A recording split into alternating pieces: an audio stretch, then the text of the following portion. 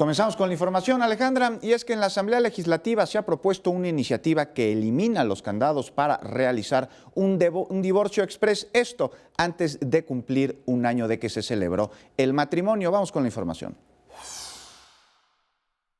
Si usted, antes de cumplir un año de casado, desea divorciarse, podría hacerlo. Y es que en la Asamblea Legislativa fue propuesto eliminar el candado que existe en el Código Civil local que obliga a cumplir con el primer aniversario del vínculo matrimonial. La propuesta de la diputada Elena Segura plantea eliminar los primeros 12 meses establecidos en la ley actual para dar paso a un divorcio realmente exprés. El texto a incorporar propone que para solicitar esta modalidad de separación, ambos cónyuges que convengan divorciarse sean mayores de edad, hayan liquidado la sociedad conyugal de bienes, si están casados bajo ese régimen patrimonial, que la cónyuge no esté embarazada, no tengan hijos en común o teniéndolos sean mayores de edad y estos no requieran alimentos o alguno de los cónyuges. Lo anterior se desprende de una tesis del Poder Judicial de la Federación publicada en febrero pasado, la cual establece que esperar a contar con un año de matrimonio viola el derecho humano al libre desarrollo de la personalidad del individuo, reconocido en el artículo 1 de la Constitución Política de los Estados Unidos Mexicanos. Aunado a ello,